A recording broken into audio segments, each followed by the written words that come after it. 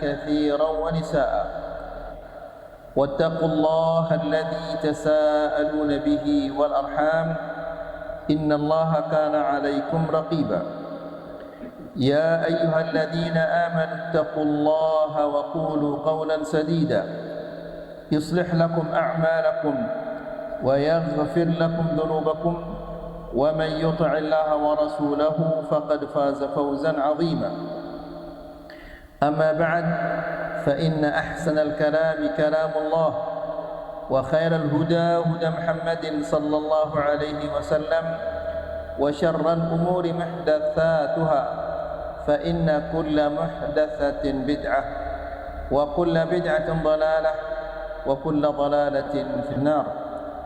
Ikhwani fi din, a'azzakumullah. Alhamdulillah, kita bersyukur kepada Allah Subhanahu wa taala yang pada sore hari ini memberikan kita taufik dan hidayah sehingga kita bisa hadir di majlisul ilm untuk mendengarkan ayat-ayat Allah dan mendengarkan hadis-hadis Rasulullah sallallahu alaihi wasallam. Semoga apa yang kita dengarkan ini menjadi ilmu yang bermanfaat, yang bisa kita amalkan dan bisa kita sampaikan kepada orang lain. Ikhwani fid din, a'azzakumullah. Kita akan memulai membaca kitab I'anatul Mustafid bi Syarhi Kitab At-Tauhid. Dan kita sudah sampai kepada bab yang ke-56, yaitu bab la yus'alu biwajhillahi illa al-jannah. Tidak boleh meminta dengan wajah Allah kecuali surga. Kemudian kita menjelaskan bahwa Allah Subhanahu wa taala memiliki sifat wajah. Namun sifat wajah Allah ini yaliqu bi jalalih, yang layak dengan kebesarannya. Kemudian kita menjelaskan juga bahwa ketika kita mensifati Allah Subhanahu wa taala dengan sifat wajah ini harus ma'al ilmi wal yaqini wal qat', harus dengan ilmu dan keyakinan dan memastikan dengan ilmu, kemudian keyakinan dan memastikan bahwa sifat Allah Subhanahu wa taala tidak sama seperti sifat wajah makhluknya. Kemudian juga kita menjelaskan bahwa barang siapa yang menyerupakan Allah dengan makhluknya maka dia kafir. Dan barang siapa yang mengingkari sifat-sifat yang Allah Subhanahu wa taala sifatkan dirinya dengannya, dia juga kafir. Itu yang terakhir yang kita sampaikan di pertemuan yang sebelumnya. Kita lanjutkan sekarang ayat ikhwah, yaitu dalil yang pertama, karena ini hanya satu hadis saja yang disampaikan oleh Syekh di bab ini, yaitu an Jabir radhiyallahu anhu qala Rasulullah sallallahu alaihi wasallam, Rasulullah sallallahu alaihi wasallam mengatakan la yus'alu biwajhillahi illa al-jannah, rawahu Abu Dawud. Tidak boleh meminta dengan wajah Allah kecuali surga. Hadis ini diriwayatkan oleh al-Imam Abu Dawud. Syekh menjelaskan, faqauluhu sallallahu alaihi wasallam la yus'alu biwajhillah, tidak boleh meminta dengan wajah Allah. Ya, orang Arab sering ketika dia meminta sesuatu dia mengatakan as'aluka biwajhillah, aku mohon kepadamu dengan wajah Allah Subhanahu wa taala. Yuthbitu anna lillahi wajhan, ini menetapkan bahwa Allah Subhanahu wa taala memiliki wajah. walakin hadzal wajha 'azimun yu'azzam, akan tetapi wajah ini dia agung, dia mulia, maka harus diagungkan dan dimuliakan. Karena ikhwani fillah azakumullah, Allah itu zatnya a'zamud dzawat. Zat Allah merupakan zat yang paling agung, yang paling tinggi. Maka karena dia adalah zatnya yang paling agung, yang paling mulia, maka demikian juga sifat-sifatnya adalah yang paling agung dan paling mulia. Oleh karena itu, wala yus'alu bihi al-asya'ul haqiratu kamata'id dunya wa atma'id dunya. Oleh karena itu, tidak boleh kita meminta dengan wajah Allah, ya, al-asya'ul haqirah, hal-hal yang rendah, yang hina. Seperti apa? Kamata'id dunya, seperti kesenangan-kesenangan dunia, wa atma'id dunya, dan keserakahan-keserakahan dunia. Ya, ingin menambah jabatannya, ingin menambah hartanya. Tidak boleh kita meminta dengan wajah Allah hal-hal yang rendah. Karena sebagaimana kita katakan tadi, adalah wajah Allah merupakan sifat yang agung. Maka kita boleh meminta dengan wajah Allah hal-hal yang agung, bukan hal-hal yang rendah, apalagi yang sifatnya duniawi. Wa innama yus'alu bihi syai'un 'azim. Kita boleh meminta dengan wajah Allah itu adalah hal-hal yang azim, yang mulia, yang besar, yaliqu bi'azamatihi, yang layak dengan kebesaran dan keagungan dan kemuliaan sifat itu. Ya, sifat wajah ini adalah sifat yang mulia, sifat yang agung. Maka kita hanya boleh meminta dengan sifat wajah Allah yang agung ini sesuatu yang agung, yang mulia. Apa itu? Yaitu al-jannah. Ya. Kita hanya boleh meminta kepada Allah Subhanahu wa taala dengan wajah Allah hanya surga. Li'anna al-jannata hiya a'zamul matalib. Karena surga merupakan keinginan yang paling tinggi, yang paling besar, ya, usaha yang setiap orang ingin meraihnya. Usaha manusia yang paling besar yang ingin diraih oleh manusia adalah surga. Wahia ghayatul matalib, dan ini puncak keinginan setiap orang, yaitu surga. Fahiya syai'un 'azim. Maka dengan demikian surga ini adalah sesuatu yang mulia, sesuatu yang besar. Au ma yuwassilu ila al-jannati min al-a'mal as-salihah. Boleh juga kita minta dengan wajah Allah sesuatu yang dapat mengantarkan kita kepada surga. Minta kepada Allah, ya Allah, Allahumma inni as'aluka biwajhika, atau as'alu biwajhika al-jannah. Ya Allah, aku mohon dengan wajahmu surga. Ya, atau al-a'mal allati yuwassilu ila al-jannah, atau amalan-amalan yang dapat mengantar kita kepada surga. Fa fil hadis, di dalam sebuah hadis Nabi sallallahu alaihi wasallam berdoa, as'aluka al-jannah.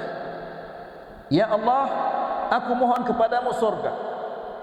Wa ma qarraba ilaiha min qaulin wa 'amalin. Dan aku dan segala sesuatu yang dapat mendekatkan kepada surga, merupakan ucapan-ucapan atau perbuatan-perbuatan. Tentunya ya ikhwah, ucapan dan perbuatan ini mendekatkan manusia kepada surga. Nabi sallallahu alaihi wasallam di awalnya mengatakan as'alukal jannah. Ya, aku mohon kepadamu surga. Wa ma qarraba ilaiha min qaulin wa 'amal. Dan apa yang dapat mendekatkan kepada surga, ya, berupa ucapan-ucapan dan perbuatan-perbuatan. Wa a'udzu bika minan nar, dan aku mohon kepadamu, aku mohon perlindunganmu dari neraka dan apa yang mendekatkan kepada neraka berupa perkataan atau perbuatan. Ya. As'aluka, aku mohon kepadamu, kepada Allah Subhanahu wa taala, termasuk memohon kepada Allah Subhanahu wa taala dengan wajahnya. Fala yus'alu biwajhi Allahi illa al-jannah. Tidak boleh kita minta dengan wajah Allah surga. Mungkin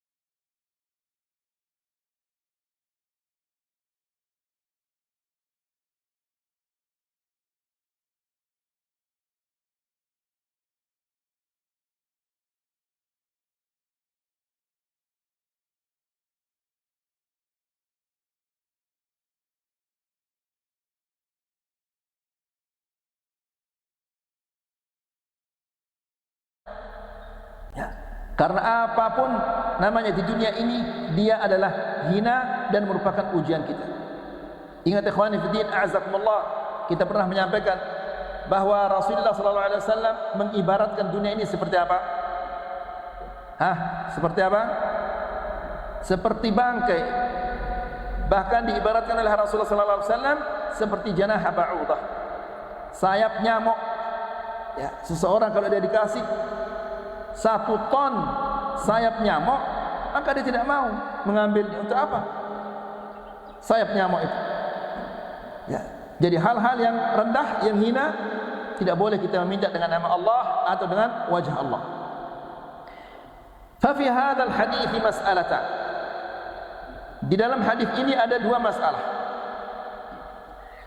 Al-mas'alatul ula, masalah yang pertama, fihi itsbatul wajhi lillahi subhanahu. Hadis ini, di dalam hadis ini atau hadis ini menetapkan sifat wajah bagi Allah Subhanahu wa taala.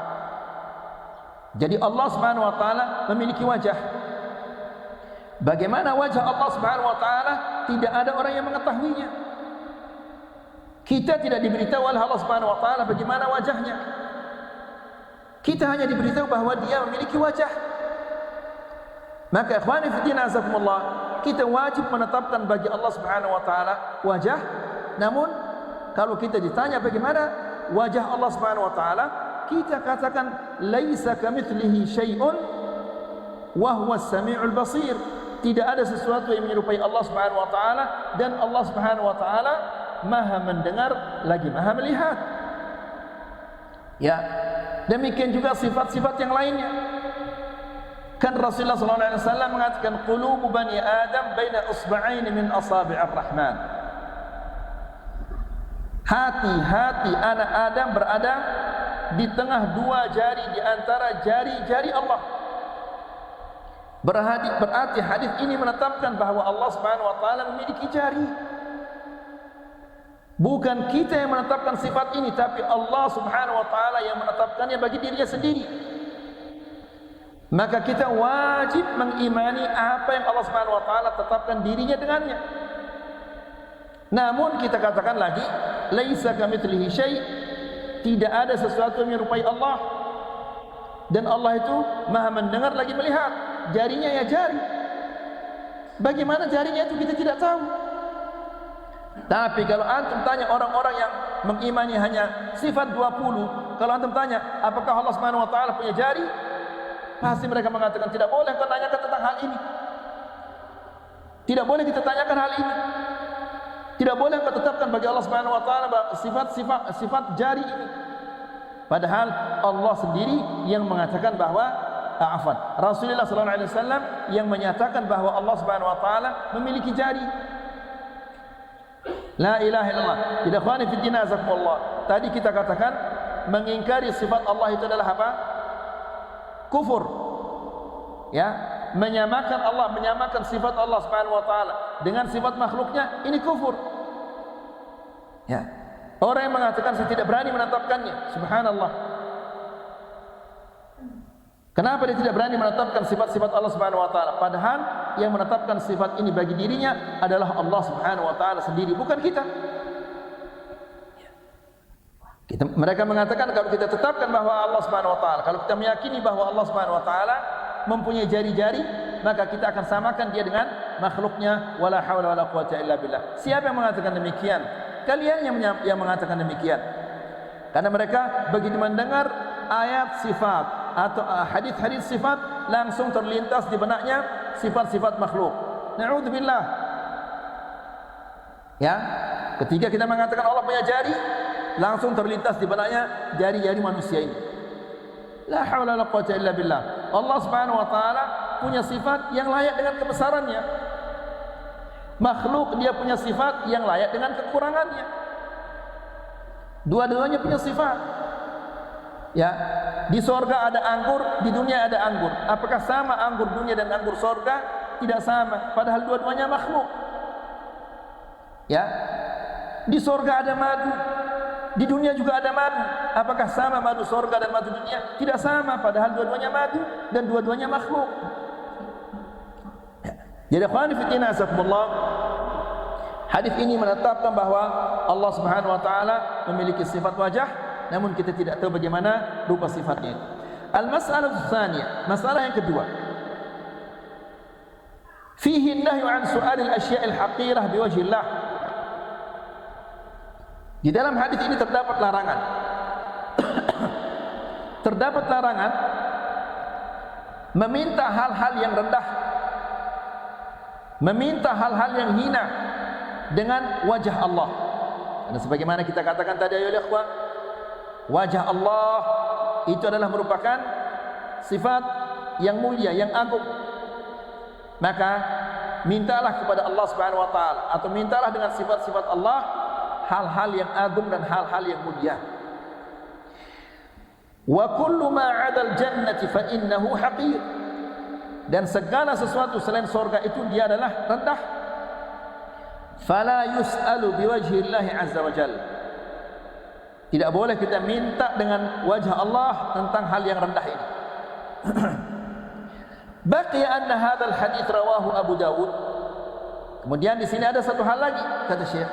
Hadis ini diriwayatkan oleh Al-Imam Abu Dawud.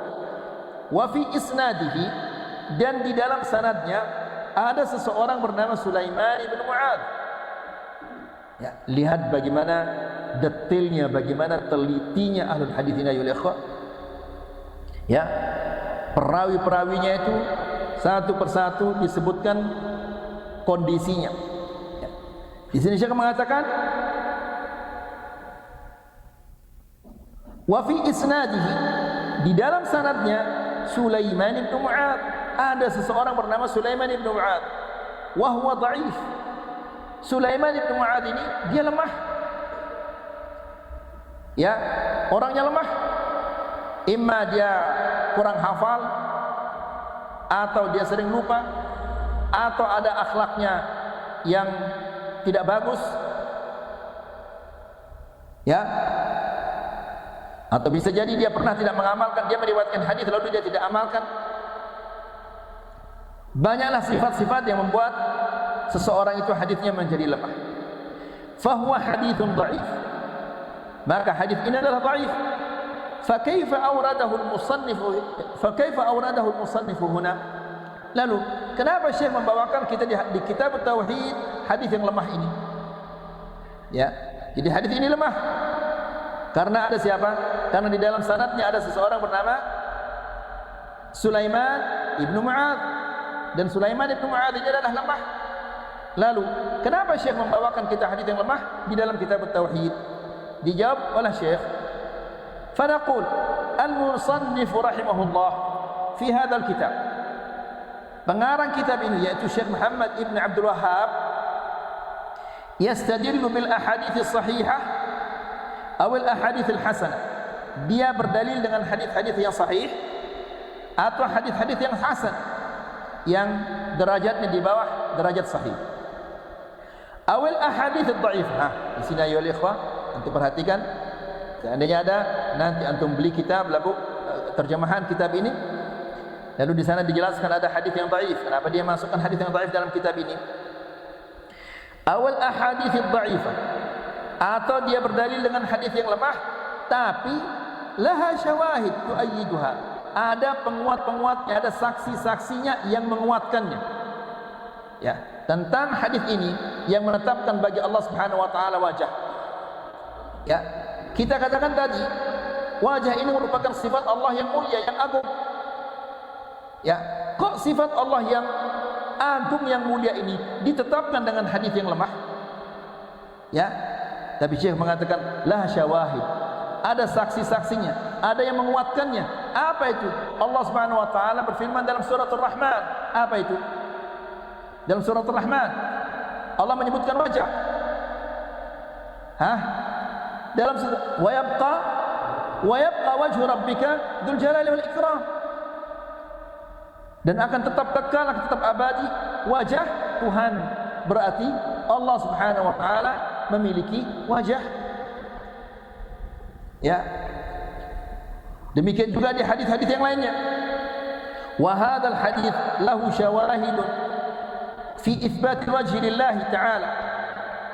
Dan hadis ini memiliki penguat-penguat atau saksi-saksi yang menetapkan bagi Allah Subhanahu wa taala sifat wajah di dalam Al-Qur'an atau di dalam sunnah Nabi sallallahu alaihi wasallam. Jadi ikhwani fi din azakumullah, walaupun ini tidak ada di orang Indonesia yang meminta dengan wajah Allah, namun perlu kita ketahui, jangan-jangan misalnya suatu saat kita dimudahkan oleh Allah Subhanahu wa taala untuk haji atau umrah, lalu kita mendengar seseorang di sana mengatakan as'aluka biwajhillah, aku mohon kepadamu dengan wajah Allah. Jangan kita heran, ya, karena ini merupakan hal yang biasa di bangsa Arab. Kita pindah ke bab yang ke-57. Bab yang ke-57 ini bab ma jaa fil law. Luar biasa agama kita yang sempurna ya Allah. Ya. Makanya lihat bagaimana orang-orang Yahudi itu iri hati kepada agama kita. Ya, ada seorang Yahudi datang ke Umar bin Khattab radhiyallahu taala anhu, dan dia mengatakan, wahai Umar, ada suatu ayat di dalam kitab kalian. Seandainya ayat itu turun kepada kami, niscaya kami akan menjadikan hari turunnya itu hari raya. Ini yang mengatakan demikian siapa? Orang Yahudi. Dia katakan kepada siapa? Umar ibn Khattab. Kita semua tahu siapa Umar ibn Khattab. Ya. Kemana Rasulullah pergi dia ikut. Kemana Rasulullah, di mana Rasulullah SAW berada pasti dia ada di sana. Ya. Tapi apa kata Umar? Wa ayyu ayat? Ayat yang mana itu yang kau maksud tadi? Tidak diketahui oleh Umar, diketahui oleh orang-orang Yahudi. Lalu orang Yahudi itu mengatakan, al-yawma akmaltu lakum dinakum wa atmamtu alaikum ni'mati wa raditu lakum al-islam dina. Ini ayat yang diirikan oleh orang-orang Yahudi. Seandainya ayat ini turun kepada mereka, pasti mereka akan jadikan hari turunnya itu sebagai hari raya. Namun orang kaum muslimin tidak bersyukur kepada Allah yang telah menyempurnakan agama mereka. Apa bukti tidak bersyukurnya mereka? Justru mereka meniru agama-agama yang lain yang tidak disempurnakan oleh Allah. Ya, agama Yahudi, agama Nasrani, agama Hindu, agama Buddha yang mereka tiru. Bahkan nyongkol pun pakai pakaian dan cara-cara orang apa? orang Hindu. Padahal agama kita sempurna. Kenapa kita meniru orang-orang yang tidak sempurna itu? Ya, jadi ikhwan fillah azakumullah, agama kita sudah sangat sempurna. Aqidahnya, ibadahnya, akhlaknya. Di sini lihat dalam babul aqidah. Ya, bab ma jaa fil law. Bab tentang larangan mengucapkan law. Law itu artinya apa? Seandainya, subhanallah. Hatta berkata-kata pun diatur, karena meskipun itu kata-kata bisa merusak akidah kita. Ya, akidah seseorang bisa rusak dengan apa? Dengan kata-kata. Qaluhu ma jaa fil law. Bab tentang kalimat law. Law harf. Ya. Law ini adalah satu huruf.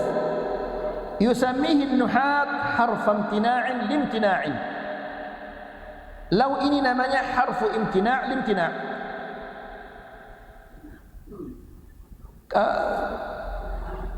Law ini adalah suatu kata, suatu huruf yang digunakan untuk menghalang karena terjadinya penghalang, untuk menghalangi karena terjadinya sesuatu yang menghalangi.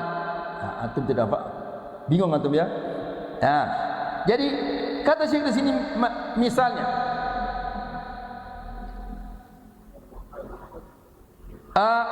"Lau jaa Zaidun la akramtu." Seseorang bernama Zaid, dia tidak datang hari ini.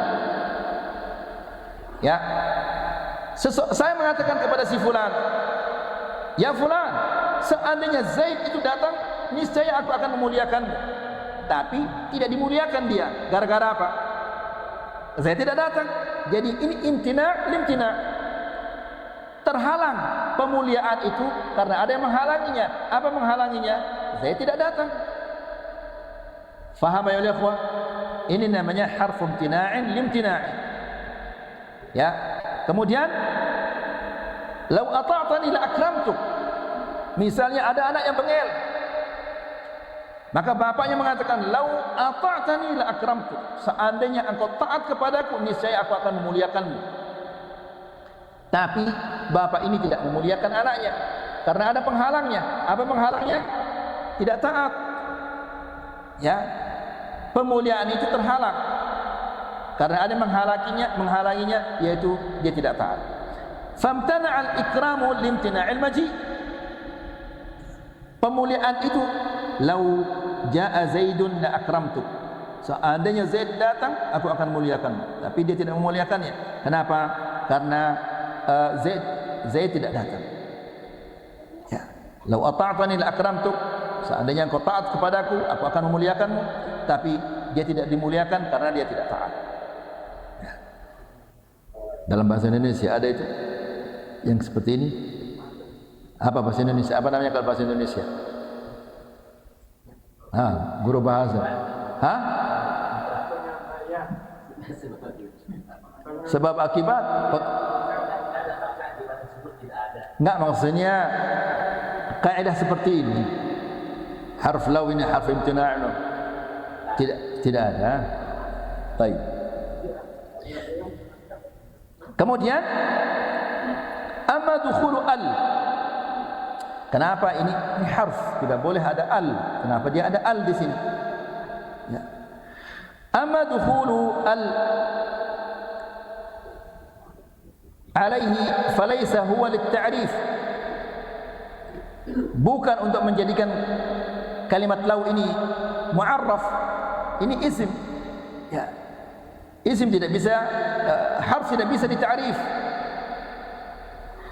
Karena al-harf la yu'arraf. Wa innama at-ta'rif min khawas al-asma'.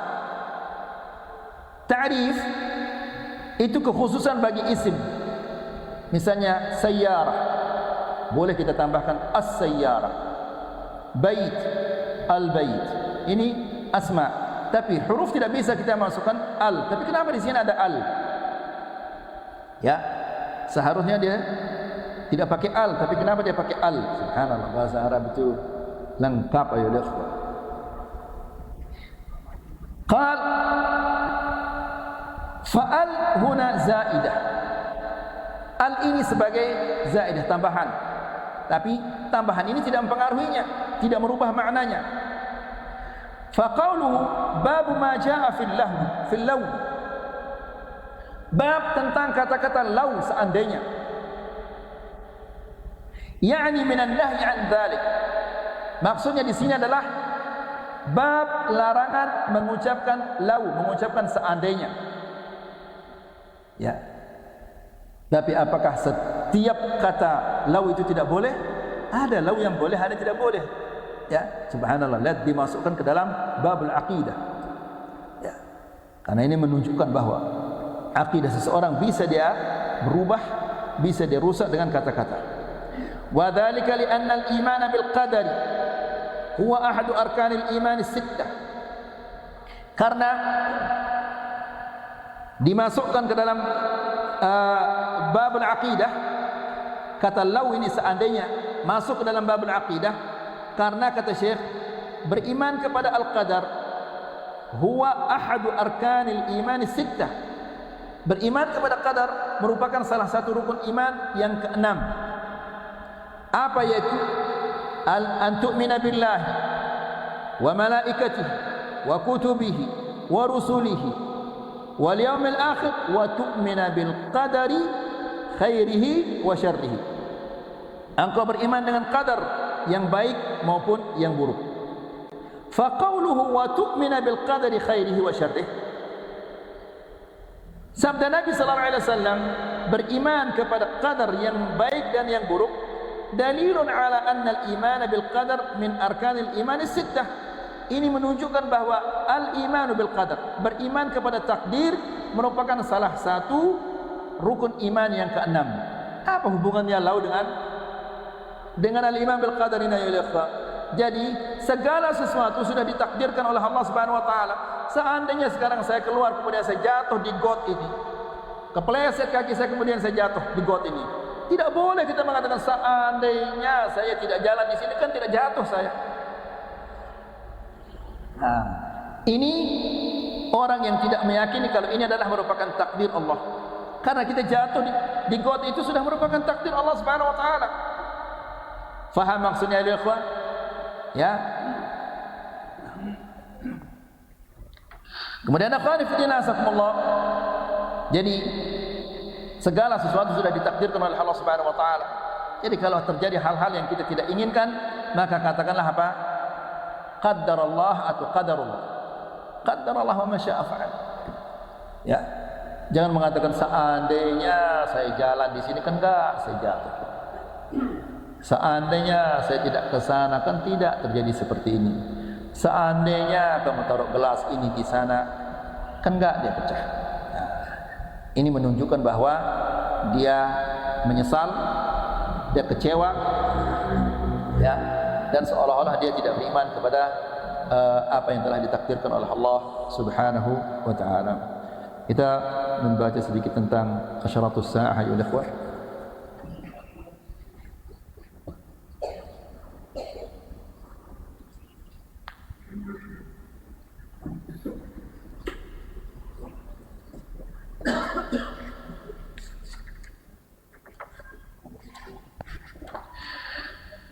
Alhamdulillah Rabbil Alamin,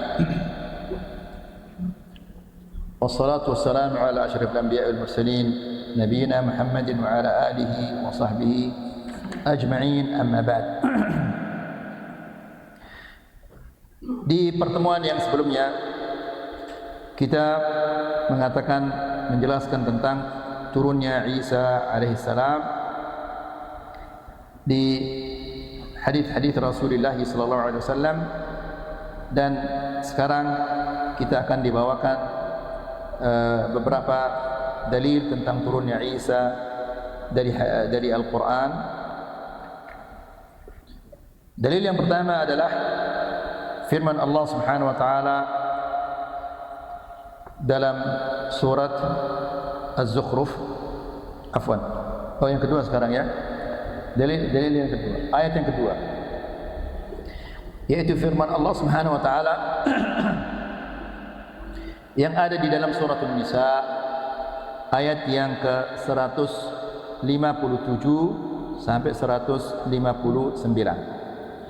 Allah Subhanahu wa taala berfirman, wa qaulihim inna qatalna al-masiha Isa ibn Maryam rasulullah wa ma qataluhu wa ma salabuhu walakin shubbiha lahum wa innal ladhina ikhtalafu fihi la fi shakkin minhu ma lahum bihi min ilmin illa ittiba' adh-dhann wa ma qataluhu yaqina bal rafa'ahu Allah ilayhi wa kana Allahu 'aliman hakima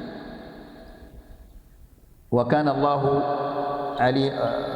Allahu 'aliman hakima. Yang artinya kemudian di ayat yang 100 kelanjutan ayat itu, wa inna min ahli alkitab illa la yu'minanna bihi qabla mautih wa yawmal qiyamati yakunu alaihim syahida. Ayat-ayat ini menunjukkan bahwa orang-orang Yahudi tidak membunuh Isa alaihissalam. Apa arti ayat ini? Wa qaulihim inna qatalna al-masih, dan ucapan mereka bahwa kami telah membunuh Isa al-Masih, Isa bin Maryam, utusan Allah, kami telah membunuhnya. Wa ma qataluhu, padahal mereka tidak membunuhnya. Ya, mereka tidak membunuh Isa alaihissalam. Wa ma salabuhu, dan juga mereka tidak menyalibnya. Ikhwani fi din azakumullah, ini membantah apa yang diucapkan oleh orang-orang Nasara yang mengatakan bahwa Isa alaihissalam disalib untuk menebus apa? Dosa-dosa mereka. Kok enak saja? Ya. Kan mereka mengatakan bahwa Isa itu adalah anak Allah Subhanahu wa taala. Masa Allah Subhanahu wa taala tega mengorbankan anaknya untuk menebus dosa-dosa mereka. Mereka yang enak-enak melakukan dosa-dosa, minum khamar, berzina dan ini, lalu Allah Subhanahu wa taala mengorbankan anaknya demi mereka. La haula wala quwwata illa billah. Ya. Nah, Allah Subhanahu wa taala berfirman, "Wa ma qataluhu." Mereka tidak membunuhnya. "Wa ma salabuhu." Juga mereka tidak menyalibnya. Walakin syubbiha lahum. Akan tetapi Allah Subhanahu wa taala serupakan Isa alaihissalam dengan orang lain. Ya. Sehingga mereka membunuh orang itu. Orang lain itu mereka bunuh. Yang diserupakan oleh Allah Subhanahu wa taala seperti Isa alaihissalam.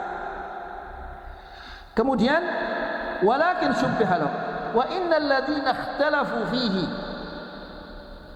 dan mereka-mereka yang membunuhnya, yang mengatakan kami membunuhnya, dan yang menyerahkannya kepada orang-orang Yahudi, orang-orang Nasara yang menangkap Isa dan menyerahkannya kepada orang Yahudi untuk dibunuh, mereka ini berselisih.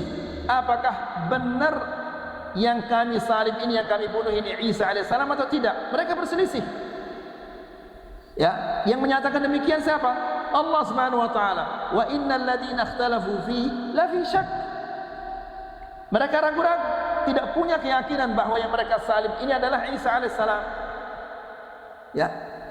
Orang Yahudi tidak yakin bahwa yang mereka bunuh itu adalah Isa alaihissalam. Orang-orang Nasara juga yang menyerahkannya kepada orang Yahudi, mereka juga tidak yakin kalau yang mereka serahkan kepada orang Yahudi itu adalah orang Isa alaihissalam.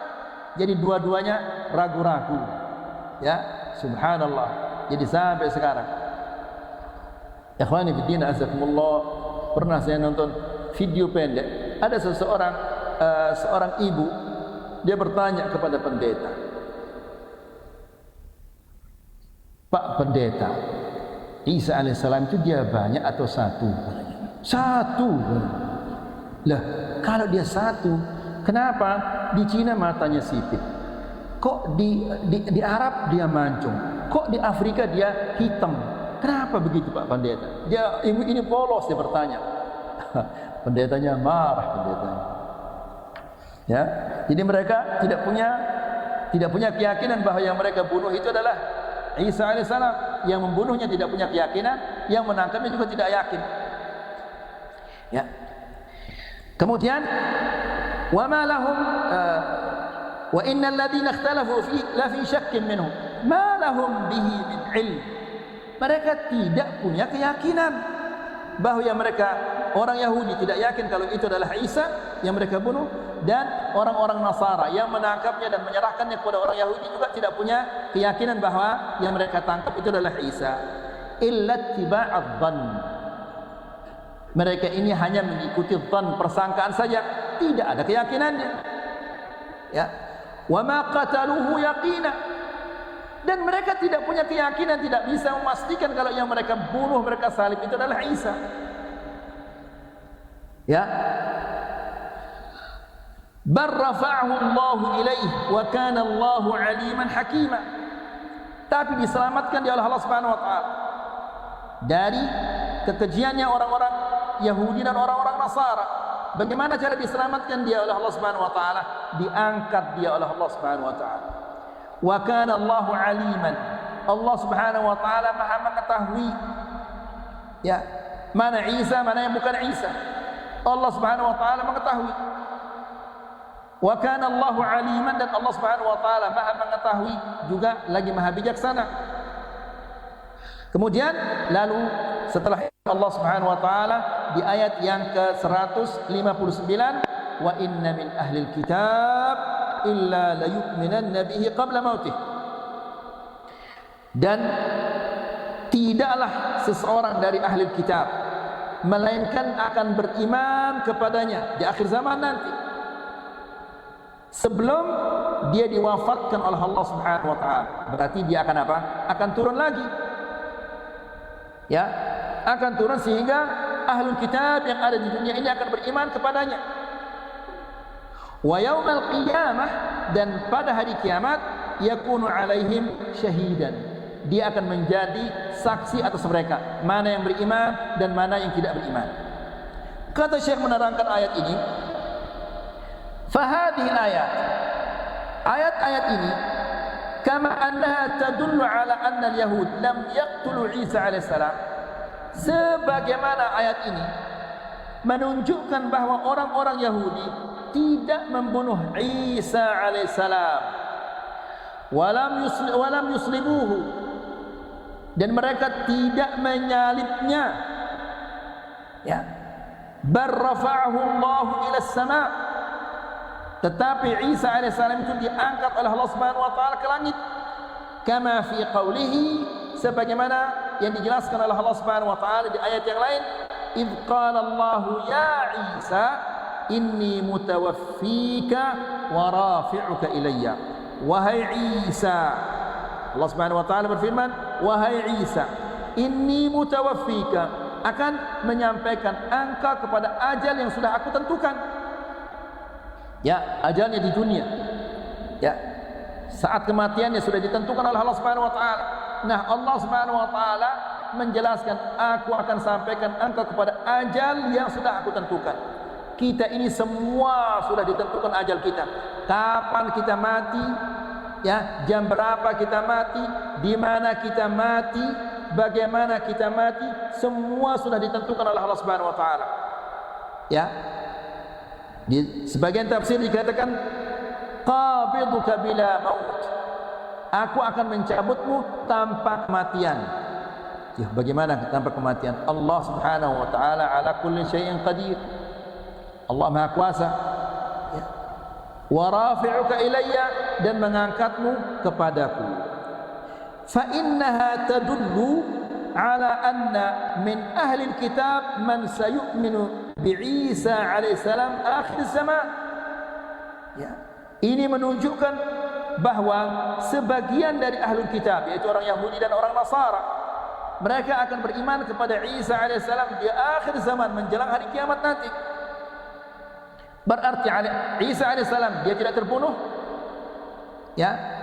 Kemudian Isa alaihissalam dia tidak mati. Isa alaihissalam dia akan turun di akhir zaman, dan orang-orang ahli kitab yang hidup di zaman itu akan beriman kepadanya. Ya, wa dzalika 'inda nuzulihi qabla mautihi. Kapan mereka ahli kitab ini akan beriman? Yaitu ketika dia turun, ya di akhir zaman dan sebelum Isa alaihissalam meninggal dunia. Makanya Allah menjelaskan, ya inni mutawaffika, akan menyampaikan engkau kepada ajal yang sudah ditentukan oleh Allah Subhanahu wa taala. Ya, fa idza jaa ajaluhum, terus apa? Fala yastakhiruna sa'atan wala yastaqdimun. Apabila sudah tiba ajalnya yang sudah ditentukan oleh Allah, tidak mungkin dimajukan dan tidak mungkin juga akan diundurkan. Ikhwani fi din, azakumullah, betapa banyaknya orang mengangkat gelas itu, dia meminum, tapi belum gelas sampai ke mulutnya, ajalnya duluan datang. Karena air itu bukan rezekinya dia. Tidak ada seseorang meninggal dunia kecuali setelah sempurna rezeki itu dia terima. Dan rezeki ini lihat aja loh, bagaimana dekatnya dengan mulutnya. Sudah diangkat gelas itu dan mau diminum. Sudah jaraknya berapa senti saja dari mulutnya, tapi ternyata air yang di gelas itu bukan rezekinya dia, maka dia meninggal sebelum dia minum. Ya, ada anak muda, masya Allah, berdua mereka beli nasi bungkus, dua-duanya beli nasi bungkus, kemudian beli apa? Air mineral. Ya, dari Aikmal mau minum di Mamben, di sana ada sungai di sana. Ya, beli nasi bungkus dua, kemudian air mineral juga dua, tabrakan, meninggal dunia. Utuh air mineralnya utuh, nasi bungkusnya juga utuh, karena bukan rezekinya dia. Ya, jadi akhwani fi din, azakumullah, kama ja'at bidzalika al-ahadits al-mutawatirah sahihah, sebagaimana yang dijelaskan ya oleh hadis-hadis yang sahih dan hadis-hadis yang mutawatir bahwa Isa alaihissalam akan turun di akhir zaman. Qala Syekhul Islam Ibnu Taimiyah fi jawabihi li su'alin wujjiha ilaihi an wafat Isa wa raf'ihi. Syekhul Islam Ibnu Taimiyah rahimahullah taala, dia ditanya tentang wafatnya Isa alaihissalam dan pengangkatannya. Beliau mengatakan, alhamdulillah, Isa alaihissalam hayy. Isa alaihissalam ini dia hidup. Ya, Isa alaihissalam dia hidup. Ini dinyatakan oleh Allah Subhanahu wa taala, juga dinyatakan oleh Rasulullah sallallahu alaihi wasallam. Adapun Khadir alaihissalam ini tidak ada bukti bahwa dia hidup. Ya, dia bertemu dengan wali fulan, bertemu dengan fulan. Bahkan ada yang mengatakan syekh kami, dia menerima wirid-wirid ini dan zikir-zikir ini langsung dia terima dari Al-Khadir alaihissalam. Masya Allah, Nabi sallallahu alaihi wasallam adalah Nabi yang paling mulia, Rasul paling mulia, lebih mulia daripada Al-Khadir. Maka itu berarti zikir yang diajarkan oleh Rasulullah sallallahu alaihi wasallam lebih mulia daripada zikir yang diajarkan oleh Khadir. Ya, yang dari Rasulullah ditinggalkan, yang dikatakan dia dari Khadir diterima. Kan ini sama seperti firman Allah, atastabdiluna alladhi huwa adna billadhi huwa khair. Apakah kalian akan menjadikan yang rendah itu sebagai pengganti yang lebih baik? Tidak ada yang lebih baik yang datangnya dari Rasulullah SAW. Makanya agamanya disempurnakan. Ya, dan tidak ada nabi setelah Rasulullah SAW yang akan menggantikan syariatnya. Kalau nabi-nabi dulu, setiap nabi yang muncul dia syariatnya menggantikan syariat nabi yang sebelumnya. Kalau Nabi Muhammad SAW tidak ada lagi yang nabi yang akan datang setelah Nabi Muhammad SAW. Isa alaihissalam di akhir zaman kalau dia turun, sebagaimana sudah kita jelaskan, dia akan berhukum dengan hukumnya siapa? Dengan syariatnya siapa? Syariat Muhammad SAW. Jadi, waqad thabata fi sahih 'an Nabi sallallahu alaihi wasallam, dan telah terdapat dalam sahih bahwa Nabi sallallahu alaihi wasallam mengatakan, yanzilu fikum Ibnu Maryam. Akan turun di tengah-tengah kalian Ibnu Maryam. Yang namanya turun, dia masih hidup. Kalau sudah mati, dia mungkin dia turun. Yanzilu fikum Ibnu Maryam. Akan turun di tengah-tengah kalian Isa bin Maryam, hakaman adlan. Lihat, tidak sebagai rasul, tidak sebagai nabi. Karena kalau dia rasul dan nabi, maka dia akan menggantikan syariatnya siapa? Rasulullah sallallahu alaihi wasallam, tapi dia mengatakan hakaman adlan, sebagai hakim yang adil, berhukum dengan syariat Muhammad sallallahu alaihi wasallam. Kemudian wa imaman muqsitan, ya, dan pemimpin yang tidak menzalimi orang lain. Adil dia ini. Fayaksirus salib, lalu dia menghancurkan salib. Kenapa salib yang dihancurkan? Untuk menunjukkan bahwa agama kalian itu agama Nasrani adalah agama yang batil. Subhanallah. Lihat ayolah bagaimana bodohnya orang-orang ini. Ya, mereka tahu, kata mereka ini, bahwa Isa itu disalib di sini. Lalu mereka bawa salib, tempat Isa dibunuh, dibawa kemana-mana. Seharusnya kan mereka buang itu. Ya, jadi khawani fiddina azakumullah, seorang ayah ketika dia melihat anaknya dia mati dengan jubah ini, setiap dia melihat jubah ini pasti dia apa? Sedih dan ingat kepada anaknya itu. Ini katanya disalib, ini salibnya, lalu dibawa kemana-mana salibnya itu. Kan subhanallah, kan agama enggak masuk akal ini ya ikhwan. Seharusnya mereka hancurkan salib ini, karena salib ini akan mengingatkan mereka kepada apa? Pembunuhan Isa alaihissalam, nabi yang mereka cintai menurut mereka ini.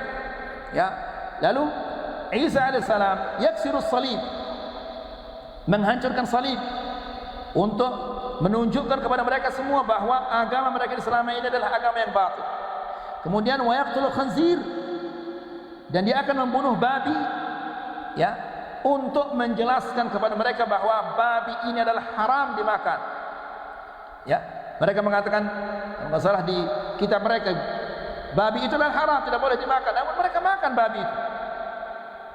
Ya, jadi Isa alaihissalam membunuh babi itu untuk menghilangkan keyakinan orang-orang ahlul kitab bahwa ini boleh dimakan. Dijelaskan oleh Isa alaihissalam bahwa ini adalah haram dimakan, tidak boleh dimakan, makanya dibunuh dia. Kita melihat anak kita bermain-main, kemudian kita ambil, kemudian kita hancurkan misalnya gitarnya itu. Ya, itu karena kita tidak senang melihat dia. Begitu juga Isa alaihissalam, dia membunuh babi ini supaya mereka tidak makan lagi babi itu, dan supaya mereka tahu kalau babi ini adalah haram. Kemudian wa yad'ul jizyah, ya, dan Isa alaihissalam menghentikan pajak-pajak, dan dia tidak menerima kecuali Islam.